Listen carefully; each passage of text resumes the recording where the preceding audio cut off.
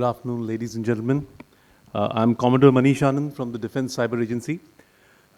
As the chair indicated, the Defense Cyber Agency works under is a tri-service agency under the HQIDS, and we are the nodal cyber security agency of the defense services.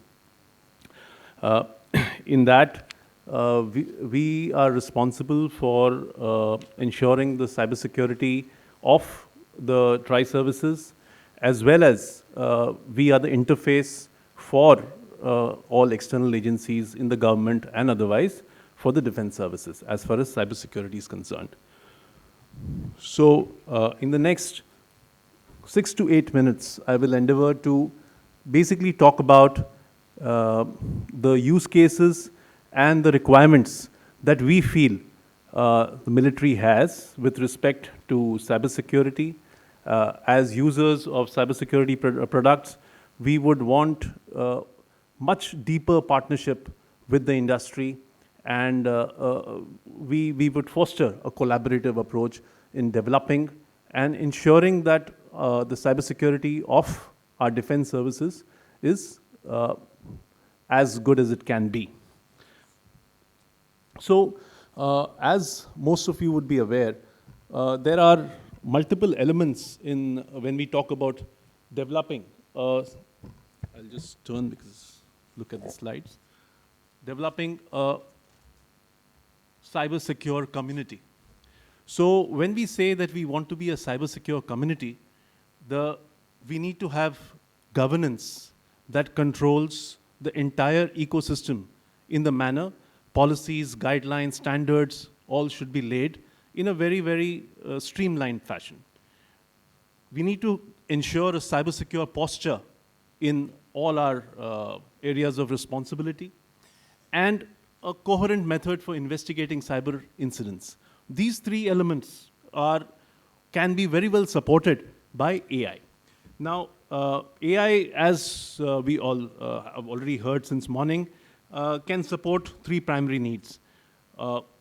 Cognitive automation, which would, I've basically classification, problem solving, this would come under automation. Cognitive insight, so something like pattern recognitions, etc. And then cognitive engagement. So NLP would come under that, natural language processing. So these capabilities are very useful when we talk about enhancing the cybersecurity or posture of our areas of responsibility. Next. Next. Now, what are the challenges that we face? Just like the country is going at a very fast pace towards digital transformation, so are the defense forces. The attack surface is increasing very, very fast as we go digital. We are generating massive data. If I talk about our security operations centers, massive data is getting generated, and it is practically very, very difficult to do, to perform these processes manually. So I think AI can really help there. Now, we all heard of generative AI, and lots has been spoken today. Generative AI turns out to be both a boon as well as a bane. So the black hats or the hackers are seemingly, adapting to it much faster. So why do I say that? These three reasons. Okay, mainly these three reasons. Phishing. Earlier, we used to say that let's train our users so that they can spot a phishing mail very easily, because attackers would, somehow spelling mistakes and those kind of things could be spotted easily. Today, they use ChatGPT to make their phishing mails, and it is fairly difficult for even an expert user to differentiate between the two. So I think the days of awareness for phishing are probably over, and we need AI to help us detect phishing mails at the source, at the gateways. Then when we talk about deepfakes, you may or may not be aware that this year 60 plus countries go to elections. And when there are elections, there are deepfakes all over the place. how do we detect deep fakes? So this is another big problem. Uh, Malware development. So earlier, malware development used to be a very, very difficult task. An expert hacker could develop malware, but with generative AI and the tools that are available, even average people can develop malware. So that's really increasing the concerns multifold. So it is evident that traditional strategies will not pass muster, and we need to be more proactive about cyber defense. To top that, the biggest challenge today is shortage of skills. So getting highly skilled people to work for cybersecurity is still very, very difficult. And as brought out in one of the sessions earlier, our education system, our training system still needs to match up to the kind of skills that are really required. Next. What is the great need of AI in cybersecurity as far as the defense is concerned? Well, not only internet-connected systems, but even highly secure military systems are vulnerable. We have our networks which are not connected to the internet, air-gapped networks as we call them, but even they are vulnerable to these kind of attacks. Because we've all heard of SolarWinds, the attack, which happened through updates. Now, even these air-gapped networks get updated somehow, whether it's Microsoft updates, etc. Who can assure that these updates are not, compromised by some inimical agent, and malware is not part of the updates? So the same philosophy which goes into internet-connected networks needs to come into air-gapped networks as far as cyber defense is concerned. Obviously, classified info is at risk, and there are systems which the forces depend on, operational systems. If they are compromised at the juncture when you require them most, that is what the enemy really wants to do. That when you really want to fire that missile, your system just gets disabled. So those are the things that we need to really worry about and see whether our systems are vulnerable, whether our systems are already infected with some logic bomb that will operate at a point at the point of reckoning. Next.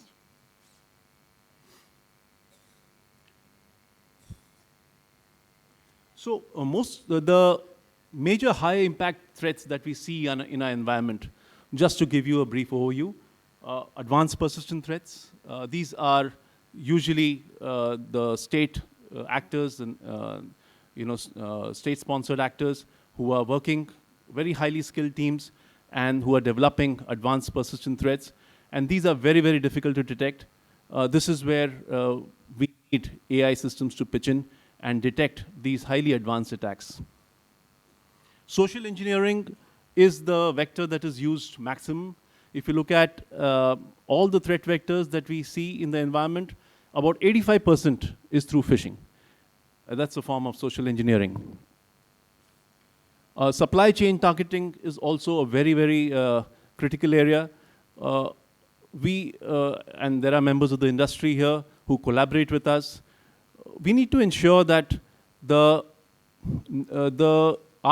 partners in the industry also maintain similar policies, similar standards of cybersecurity with our data as we do with our data.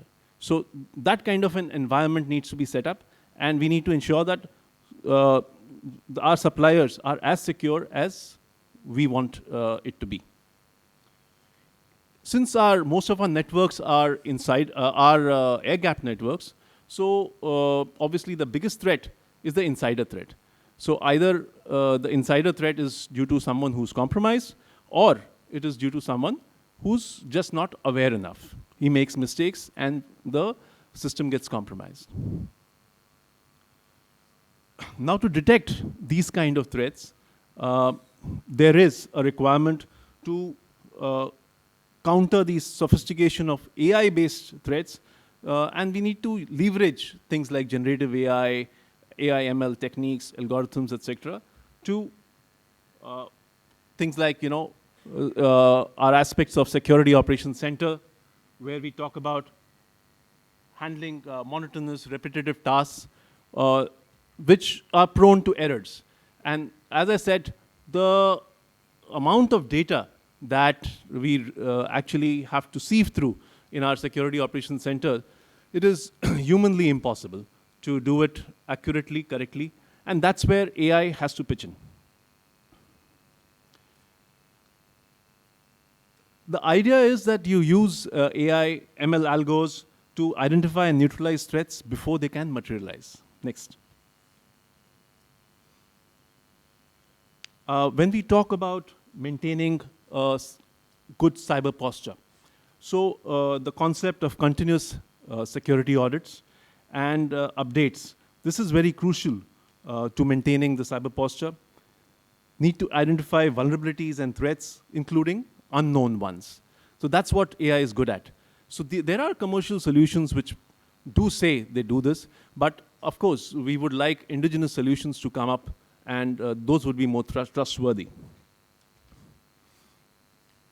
Social engineering attacks, as I said, phishing now based on AI.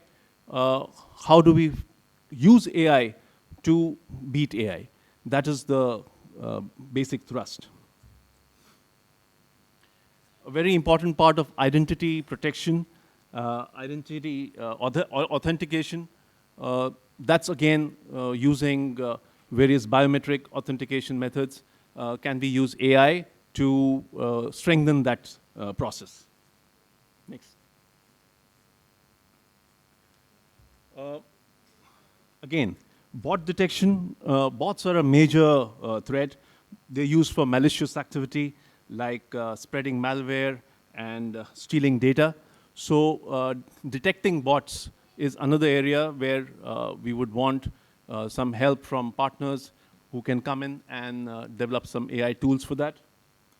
Reverse engineering, where when we detect some malware, how can we find out about their IOCs, TTPs? So those are, again, areas where AI can help us. Threat hunting, again, requires specialist manpower. So that's, again, an area where we are looking at AI.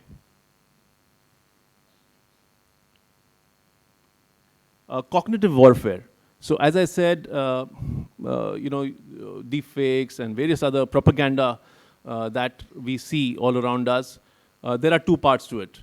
There is some cognitive warfare that we would want to conduct ourselves, and cognitive warfare on the part of the enemy should get detected. Thank you. Next.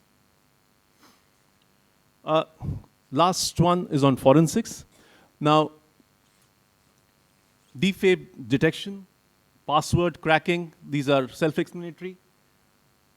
Natural language processing. When we do forensics, doing searches on video, images, text, it's a very time-consuming affair. So AI solutions in these areas would really help. Next. So last slide.